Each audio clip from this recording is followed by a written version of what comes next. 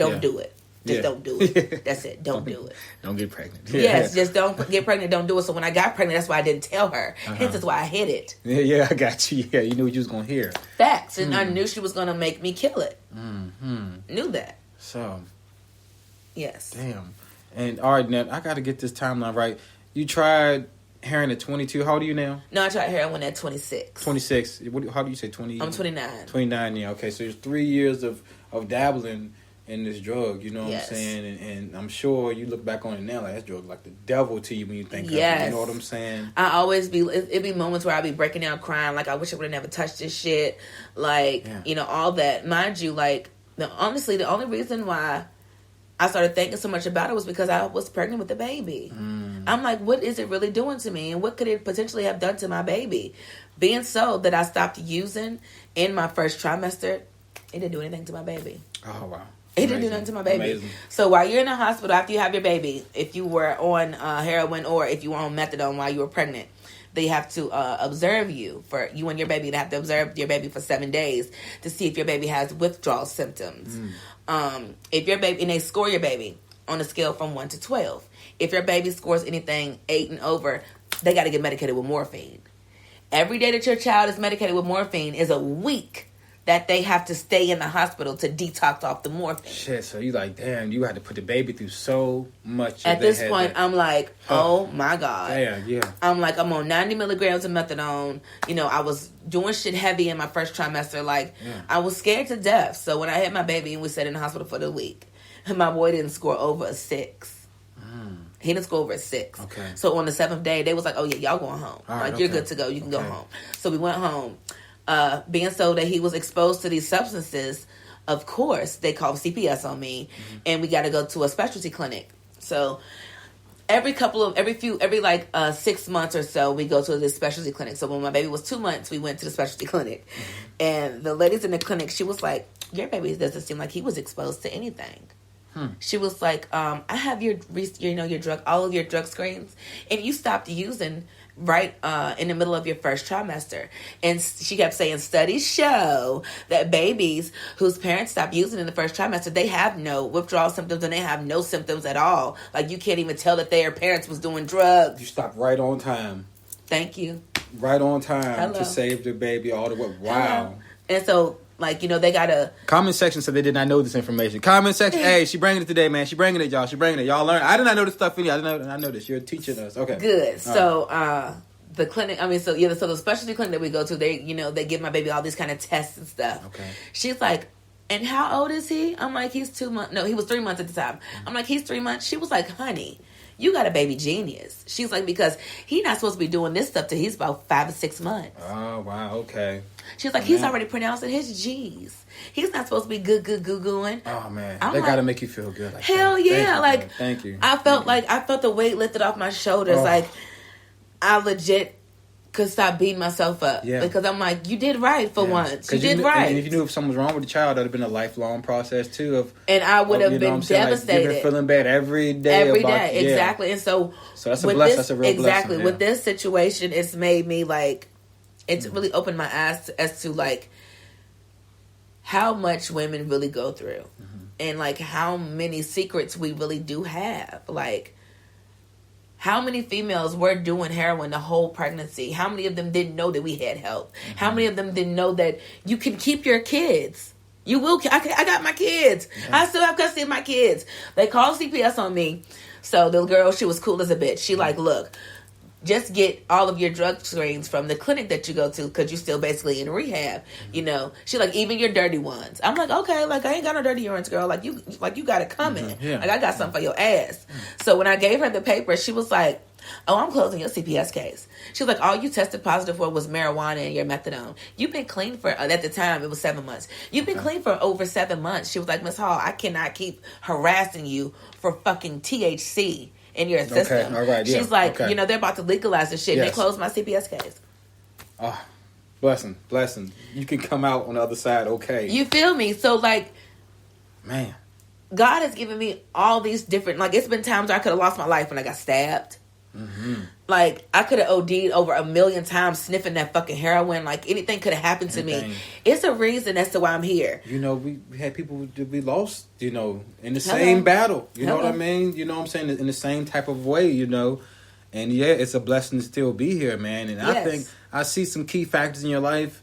The main thing is love, you know what I'm saying? I see love from your boyfriend, love from your children, love from your mother. And that's the main thing that's going to hold you down. Yes. You know what I'm saying? I'm so grateful for them people. Man, that's comment section. I know. Deep talk. Comment section has been feeling this, man. Shout out to everybody, man. So from here on out, you know, what's next? Do you have goals that you want to get done? Because at one point you had your business. Bacon. Yeah, your bacon business. Okay, yeah. So like, don't you ever get it fucked up. I love to bake. I love to cook. Mm-hmm. I've been working since I was 15 years old. Okay. Bacon, that shit is a lot. It's a lot. It's a lot of hard work. I'm sick of working hard. I'm tired of working hard. I'm tired of hard work. I'm ready to sit on my ass and make money like the rest of these people do. Darnell Cornell, tap in. I'm glad she said this. You know, I was thinking, Pinky, you should look in the radio. You know what I mean? Like, we talked about it a long time ago. Yes. You know, so, you know, anytime you want to sit down and really dive in and talk about that, because, you know, I look at people and I feel like this area has a lot of talent that we haven't tapped into. You know what I'm saying? Definitely. You know you know, I used to rap too. Yeah, exactly. You used to rap. I was about to ask you about that. You know what I'm saying? You had your music inside, your music going. You know, you got the ambition to do your own business, but you have the personality to enlighten, entertain. You know, exactly. You know, when we talked about our radio idea some years back, you know, I think it could have worked if we can get like a machine, the right machine behind it. It probably could have worked, but Facts. You know, I just want you to just keep on keeping on, as they say. Keep on keeping on. I always say, like, but after you didn't hit rock bottom, after you didn't been at your lowest, you're like, you ain't got no fucking where else to go. Where you gonna go underground? Mm-hmm. You cannot go underground. You cannot. Like, then you dead. Like, you dead if you underground. Facts. So you have nowhere but to go but up. And, like, that's what I'm gonna do. That's what I'm gonna keep on doing. Like, right now, I think I'm still working on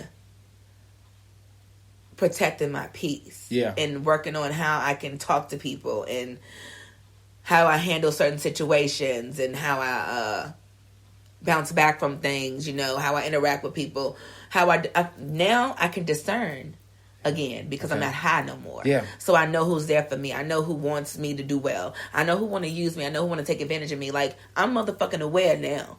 Mm-hmm. And so since I'm aware, they like, oh, all right. She's going to be a problem. Yeah. And comment section just said, I remember her from Rock the Mic at Friday. Somebody remember you from Rock the Mic at Friday. Wow, look at that shout out.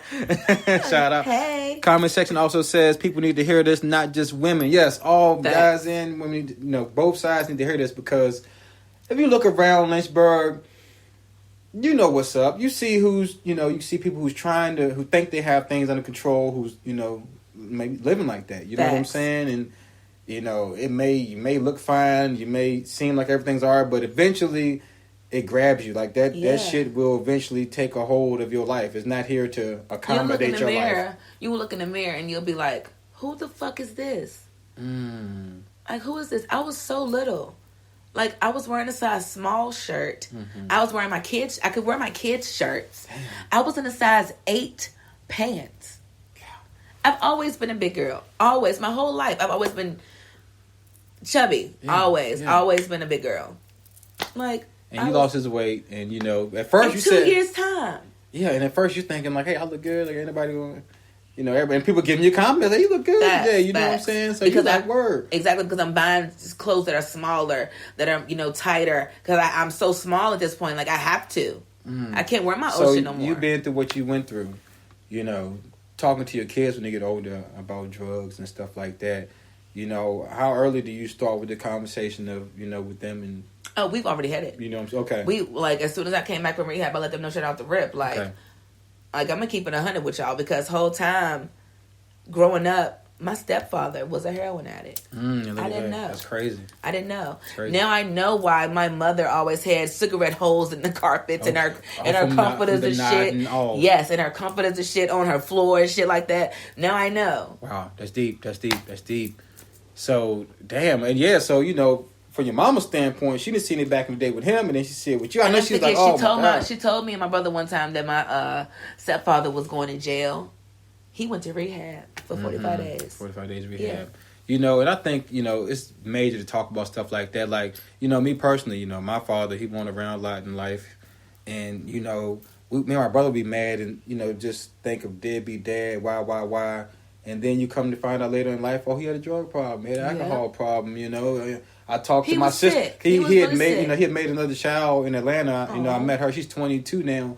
And she was like, yo, like, our dad was smoking crack, like for real, all that. Yeah. I didn't notice. He just left our lives, and you know, would pop up every now and then, every couple of years, and then you find out like, oh wow, my dad was smoking crack. You know what I'm saying? She's like, like he was a real drug problem. So many young people in that rehab center I went to was crackheads. My nigga, like they my age, they younger than me. They smoking crack rock. Yeah. Whole time I'm thinking that I'm more superior than them because I'm doing heroin and that's a rich nigga drug. You don't, because it costs so much. So I'm thinking that I'm, you know, above them. Bitch, you a junkie, same just thing. like them crackheads. Same thing. And you know, masking well. You know, like back to my father. Yes. My father, you see him. Call me Jim Carrey. Looks good and all this stuff, but mask well. You know what I'm saying? So that's real talk right there, man. Yeah. And I know, you know, you done gave the people a lot today, man. I don't want to hold you too much longer. I know you get back to them kids.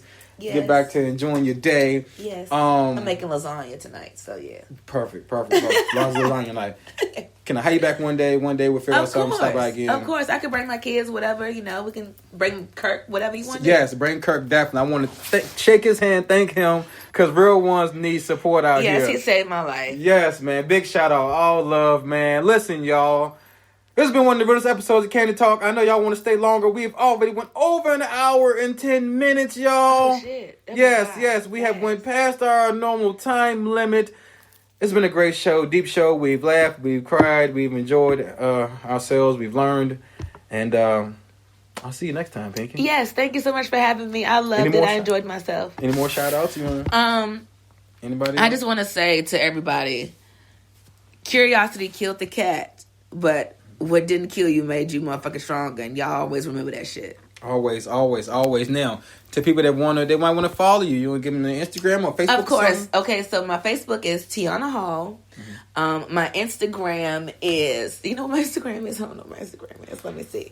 My Instagram, I believe, is OG Pinky T. Okay. My Snapchat is Pink ET Mango. That's me. Follow me. All of that shit, you know. Okay. If you want to send me something on Cash App, my Cash App is # Jenny Lou. You know I got 3 of them things. I got 3 of them kids. Go ahead and drop me something in there. Jenny Lou. Y'all know what time it is, man. And y'all know what it is, man. It's y'all favorite show. I will see y'all next week with a brand new show of Candid Talk. And y'all already know what it is, man. This was not small talk. This was Candid Talk. I'll holler at y'all next week. Don't get me confused. This is what I do. When it comes to rapping, there's a couple rules. I get dumb on the beat anytime I choose.